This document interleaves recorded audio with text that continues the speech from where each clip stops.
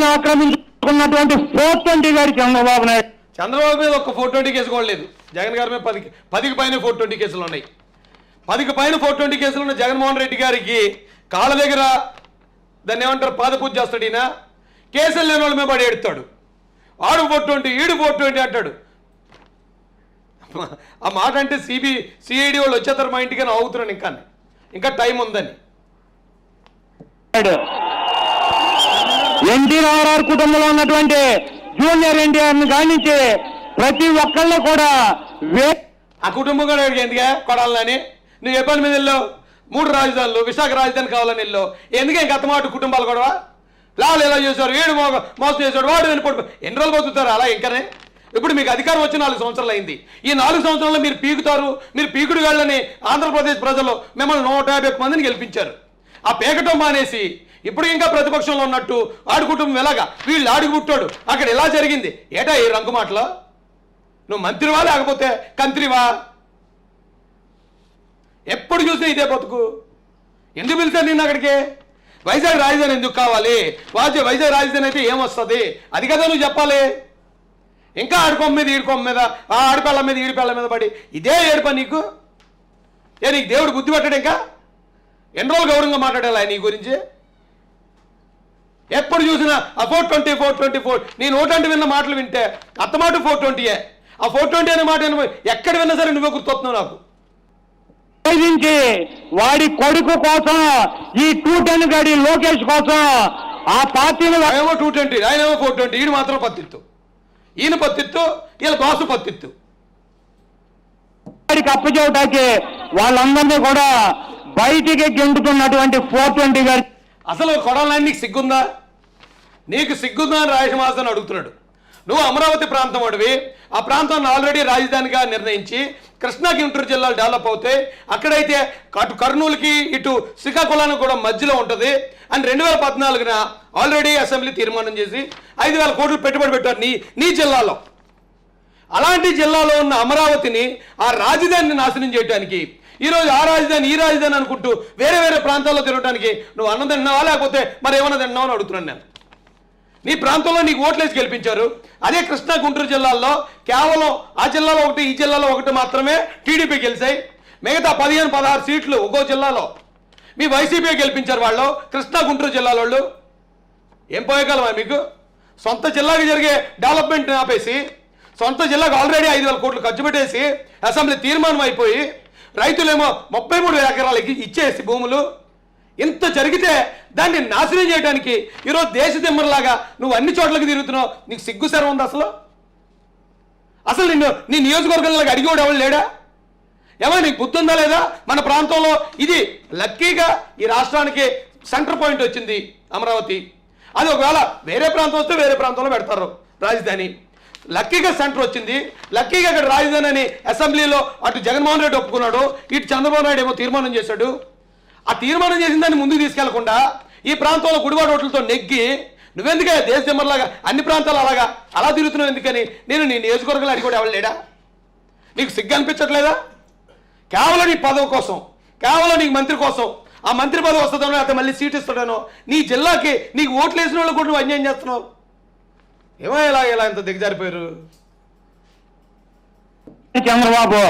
కాబట్టి చంద్రబాబు నాయుడికి ప్రేమ దయ దాక్షణ్యం అటువంటి అత్తమాట చంద్రబాబు నాయుడే మనోడికి ఏముండో వాడి పార్టీ వాడి కొడుకు వీటి గురించి ఆలోచించేటువంటి పరిస్థితి ఉంటుంది. కాబట్టి ఉత్తరాంధ్ర కానీ రాయలసీమ కానీ అమరావతి ప్రాంతంలో ఉన్నటువంటి ప్రజల మీద అతనికి ఏమీ ప్రేమ లేదు. ఒకటి మొత్తం గ్యాంగ్ ఇదంతా కూడా వైసీపీ గ్యాంగే.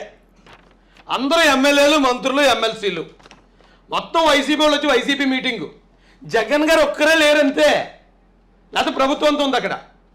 ఆయన కూడా ఉన్నా కూడా వచ్చిన జనం ఇంతే. వైజాగ్ అంత కథలు రాలేదు, ఉత్తరాంధ్ర అంత కథలు రాలేదు. వీళ్ళ మాటలు వినడానికి కేవలం ఆ డ్వాక్రా మహిళలు, యానిమేటర్లు, ఆ అంగన్వాడీ టీచర్లు ఇలాంటి వాళ్ళందరినీ బలవంతంగా తీసుకొచ్చిన జనం వీళ్ళు. పైగా స్టూడెంట్స్ కూడా ఇంతమంది జనం వస్తే వచ్చింది ఇంతే. కానీ ఇక్కడ ఒక్కరే దిగాడు సీన్లోకి. Only one and only. ఇది కదా ఇతన్ని ఇలాంటి ఇంత క్రేజ్ ఉన్న నాయకుడిని అరే విమర్శిస్తారా మీరెంత, మీ బతుకెంత, మీరెంత, మీ క్యాడర్ ఎంత, ఒకసారి కింద చూసుకోండి నాయన. మీరు ఇవాళ మంత్రి పదవి వస్తే రావచ్చు, ఒక ఎమ్మెల్యేగా గెలిస్తే గెలవచ్చు, కానీ బైబర్త్ వచ్చే క్రేజ్ రా బాబు ఇది. ఈ క్రేజ్ అందరికీ సాధ్యం కాదు. ఇది ఒక ఎమ్మెల్యే కూడా కాదు, చాలా జాగ్రత్తగా అర్థం చేసుకోండి.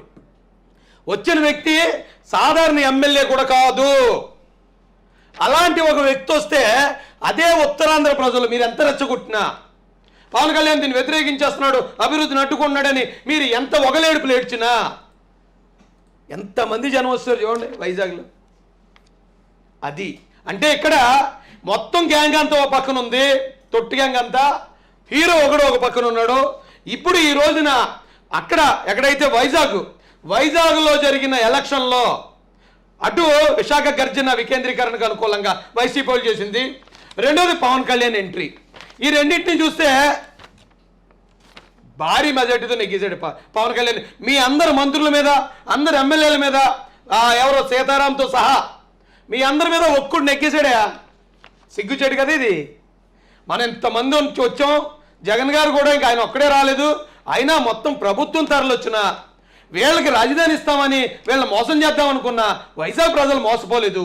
ఒక్కడు వస్తే ఏమో అంతమంది జనం వెళ్ళిపోయారు. ఈ పాటికే ఏడుస్తూ ఉంటారు కదా, బాత్రూంలోకి వెళ్ళిపోయి అవి షవర్లు ఇప్పేసి సౌండ్ కూడా బయట రాకుండా మొదలెడిసి ఉంటారు కదా. నాకు తెలుసు మీరు ఏడుపు మొదలెడిసి ఉంటారని. ఎప్పుడు కూడా న్యాయం గెలుస్తుందిరా. న్యాయం అనేది ఎప్పుడు గెలుస్తుంది. మన చేతిలో అధికారం ఉండవండి, ఉండకపోనివ్వండి, మనం చేసే పని తప్పుడు పని, ఏదో పని అయినప్పుడు ప్రజలు మనతో ఉండరు. ఆక్రమించుకున్నటువంటి 420 గారి చంద్రబాబు నాయుడు, చంద్రబాబు మీద ఒక్క 420 కేసు కూడా లేదు. జగన్ గారి మీద 10కి పైన 420 కేసులు ఉన్నాయి. 10కి పైన 420 కేసులు ఉన్న జగన్మోహన్ రెడ్డి గారికి కాళ్ళ దగ్గర దాన్ని ఏమంటారు, పాదపూజ చేస్తాడు ఈయన. కేసులు లేని వాళ్ళ మీద పడి ఎడతాడు. ఆడు 420, ఈడు 420 అంటాడు. ఆ మాట అంటే సిఐడి వాళ్ళు వచ్చేస్తారు మా ఇంటికి అవుతున్నాను, ఇంకా టైం ఉందని. ఎన్టీ రామారావు కుటుంబంలో ఉన్నటువంటి జూనియర్ ఎన్టీఆర్ని గానించి ప్రతి ఒక్కళ్ళు కూడా ఆ కుటుంబం కూడా ఎందుకే కొడాలని నువ్వు ఏ పని మీద వెళ్ళావు? 3 రాజధానులు, విశాఖ రాజధాని కావాలని వెళ్ళావు. ఎందుకే గత మాట కుటుంబాలు కూడా లాలు ఎలా చేశారు, ఏడు మోసం చేశాడు, వాడు వెళ్ళిపోడు. ఎన్ని రోజులు బతుకుతారు అలా? ఇంకానే ఇప్పుడు మీకు అధికారం వచ్చి 4 సంవత్సరాలు అయింది. ఈ 4 సంవత్సరాల్లో మీరు పీకుతారు. మీరు పీకుడు గాళ్ళని ఆంధ్రప్రదేశ్ ప్రజలు మిమ్మల్ని 151 మందిని గెలిపించారు. ఆ పీకటం మానేసి ఇప్పుడు ఇంకా ప్రతిపక్షంలో ఉన్నట్టు ఆడు కుటుంబం ఎలాగా, వీళ్ళు ఆడికి పుట్టాడు, అక్కడ ఎలా జరిగింది, ఏటా ఈ రంగు మాటలో?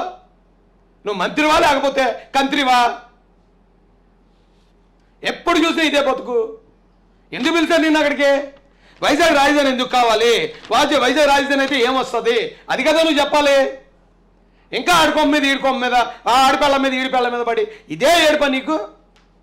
నీకు దేవుడు బుద్ధి పెట్టాడు? ఇంకా ఎన్ని రోజులు గౌరవంగా మాట్లాడాలి నీ గురించి?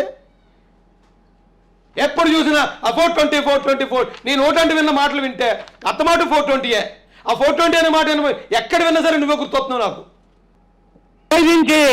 వాడి కొడుకు కోసం ఈ 210 గాడి లోకేష్ కోసం ఆ పార్టీని ఏమో 220, ఆయనేమో 420. ఈయన మాత్రం పత్తిత్తు, ఈయన పత్తిత్తు, వీళ్ళ బాసు పత్తిత్తు. వాడికి అప్పచెవటానికి వాళ్ళందరినీ కూడా బయటికి గెంటుతున్నటువంటి 420 గారి. అసలు కొడాలని నీకు సిగ్గుందా? నీకు సిగ్గుందా అని రాయసమాసాన్ని అడుగుతున్నాడు. నువ్వు అమరావతి ప్రాంతం వాడివి. ఆ ప్రాంతాన్ని ఆల్రెడీ రాజధానిగా నిర్ణయించి కృష్ణా గుంటూరు జిల్లాలు డెవలప్ అవుతాయి. అక్కడైతే అటు కర్నూలుకి ఇటు శ్రీకాకుళానికి కూడా మధ్యలో ఉంటుంది అని 2014న ఆల్రెడీ అసెంబ్లీ తీర్మానం చేసి 5,000 కోట్లు పెట్టుబడి పెట్టారు నీ జిల్లాలో. అలాంటి జిల్లాలో ఉన్న అమరావతిని, ఆ రాజధానిని నాశనం చేయడానికి ఈరోజు ఆ రాజధాని ఈ రాజధాని అనుకుంటూ వేరే వేరే ప్రాంతాల్లో తిరగడానికి నువ్వు అన్నం తిన్నావా లేకపోతే మరి ఏమన్నా తిన్నావు అని అడుగుతున్నాను నేను. నీ ప్రాంతంలో నీకు ఓట్లేసి గెలిపించారు. అదే కృష్ణా గుంటూరు జిల్లాల్లో కేవలం ఆ జిల్లాలో ఒకటి, ఈ జిల్లాలో ఒకటి మాత్రమే టీడీపీ గెలిచాయి. మిగతా 15-16 సీట్లు ఒక్కో జిల్లాలో మీ వైసీపీ గెలిపించారు. వాళ్ళు కృష్ణా గుంటూరు జిల్లాల వాళ్ళు ఏం పోయగలమా మీకు? సొంత జిల్లాకి జరిగే డెవలప్మెంట్ ఆపేసి, సొంత జిల్లాకు ఆల్రెడీ 5,000 కోట్లు ఖర్చు పెట్టేసి అసెంబ్లీ తీర్మానం అయిపోయి రైతులేమో 33,000 ఎకరాలకి ఇచ్చేసి భూములు. ఇంత జరిగితే దాన్ని నాశనం చేయడానికి ఈరోజు దేశ దిమ్మలాగా నువ్వు అన్ని చోట్లకి తిరుగుతున్నావు. నీకు సిగ్గు శరం ఉంది అసలు? అసలు నీ నియోజకవర్గంలోకి అడిగేవాడు ఎవరు లేడా? ఏమో నీకు బుద్ధి ఉందా లేదా? మన ప్రాంతంలో ఇది లక్కీగా ఈ రాష్ట్రానికి సెంటర్ పాయింట్ వచ్చింది అమరావతి. అది ఒకవేళ వేరే ప్రాంతం వస్తే వేరే ప్రాంతంలో పెడతారు రాజధాని. లక్కీగా సెంటర్ వచ్చింది, లక్కీగా ఇక్కడ రాజధాని అని అసెంబ్లీలో అటు జగన్మోహన్ రెడ్డి ఒప్పుకున్నాడు, ఇటు చంద్రబాబు నాయుడు ఏమో తీర్మానం చేశాడు. ఆ తీర్మానం చేసిన దాన్ని ముందుకు తీసుకెళ్లకుండా ఈ ప్రాంతంలో గుడివాడ ఓట్లతో నెగ్గి నువ్వెందుకే దేశమర్లాగా అన్ని ప్రాంతాలు అలా తిరుగుతున్నావు ఎందుకని నేను నీ నియోజకవర్గంలో అడిగి ఎవరు లేడా? నీకు సిగ్గు అనిపించట్లేదా? కేవలం నీ పదవి కోసం, కేవలం నీకు మంత్రి కోసం, ఆ మంత్రి పదవి వస్తుందనో లేకపోతే మళ్ళీ సీట్ ఇస్తాడనో నీ జిల్లాకి నీకు ఓట్లు వేసిన వాళ్ళు కూడా నువ్వు అన్యాయం చేస్తున్నావు. ఏమో ఇలా ఇంత దిగజారిపోయారు చంద్రబాబు. కాబట్టి చంద్రబాబు నాయుడికి ప్రేమ, దయ, దాక్షణ్యం అటువంటి ఇక అత్తపాటు చంద్రబాబు నాయుడే మనోడికి ఏముండో వాడి పార్టీ, వాడి కొడుకు వీటి గురించి ఆలోచించేటువంటి పరిస్థితి ఉంటుంది. కాబట్టి ఉత్తరాంధ్ర కానీ, రాయలసీమ కానీ, అమరావతి ప్రాంతంలో ఉన్నటువంటి ప్రజల మీద అతనికి ఏమీ ప్రేమ లేదు. ఒకటి మొత్తం గ్యాంగ్ ఇదంతా కూడా వైసీపీ గ్యాంగే. అందరూ ఎమ్మెల్యేలు, మంత్రులు, ఎమ్మెల్సీలు మొత్తం వైసీపీ వాళ్ళు వచ్చి వైసీపీ మీటింగు. జగన్ గారు ఒక్కరే లేరంతే, లేకపోతే ప్రభుత్వంతో ఉంది అక్కడ. ఆయన కూడా ఉన్నా కూడా వచ్చిన జనం ఇంతే. వైజాగ్ అంత కథలు రాలేదు, ఉత్తరాంధ్ర అంత కథలు రాలేదు. వీళ్ళ మాటలు వినడానికి కేవలం ఆ డ్వాక్రా మహిళలు, యానిమేటర్లు, ఆ అంగన్వాడీ టీచర్లు ఇలాంటి వాళ్ళందరినీ బలవంతంగా తీసుకొచ్చిన జనం వీళ్ళు. పైగా స్టూడెంట్స్ కూడా. ఇంతమంది జనం వస్తే వచ్చింది ఇంతే. కానీ ఇక్కడ ఒక్కడే దిగాడు సీన్లోకి. Only one and only. ఇది కదా ఇతన్ని, ఇలాంటి ఇంత క్రేజ్ ఉన్న నాయకుడిని అరే విమర్శిస్తారా మీరెంత, మీ బతికెంత, మీరంతా మీ క్యాడర్ ఎంత ఒకసారి కింద చూసుకోండి నాయన. మీరు ఇవాళ మంత్రి పదవి వస్తే రావచ్చు, ఒక ఎమ్మెల్యేగా గెలిస్తే గెలవచ్చు, కానీ బై బర్త్ వచ్చే క్రేజ్ రా బాబు ఇది. ఈ క్రేజ్ అందరికీ సాధ్యం కాదు. ఇది ఒక ఎమ్మెల్యే కూడా కాదు, చాలా జాగ్రత్తగా అర్థం చేసుకోండి. వచ్చిన వ్యక్తి సాధారణ ఎమ్మెల్యే కూడా కాదు. అలాంటి ఒక వ్యక్తి వస్తే అదే ఉత్తరాంధ్ర ప్రజలు మీరు ఎంత రెచ్చగొట్టినా, పవన్ కళ్యాణ్ దీన్ని వ్యతిరేకించేస్తున్నాడు, అభివృద్ధిని అడ్డుకున్నాడని మీరు ఎంత ఒగలేడుపులు ఏడ్చినా, ఎంతమంది జనం వస్తారు చూడండి వైజాగ్లో. అది అంటే ఇక్కడ మొత్తం గ్యాంగ్ అంతా ఒక పక్కన ఉంది, తొట్టి గ్యాంగ్ అంతా, హీరో ఒకడు ఒక పక్కన ఉన్నాడు. ఇప్పుడు ఈ రోజున అక్కడ ఎక్కడైతే వైజాగ్లో జరిగిన ఎలక్షన్లో అటు విశాఖ గర్జన వికేంద్రీకరణకు అనుకూలంగా వైసీపీ వాళ్ళు చేసింది, రెండోది పవన్ కళ్యాణ్ ఎంట్రీ. ఈ రెండింటిని చూస్తే భారీ మెజార్టీతో నెగ్గేశాడు పవన్ కళ్యాణ్. మీ అందరు మంత్రుల మీద, అందరు ఎమ్మెల్యేల మీద, ఎవరో సీతారాంతో సహా మీ అందరి మీద ఒక్కడు నెగ్గేశాడా? సిగ్గుచేటు కదా ఇది. మనం ఇంతమంది వచ్చాం, జగన్ గారు కూడా ఇంకా ఆయన ఒక్కడే రాలేదు, అయినా మొత్తం ప్రభుత్వం తరలి వచ్చిన వీళ్ళకి రాజధాని ఇస్తామని వీళ్ళని మోసం చేద్దాం అనుకున్న వైజాగ్ ప్రజలు మోసపోలేదు. ఒక్కడు వస్తే అంతమంది జనం వెళ్ళిపోయారు.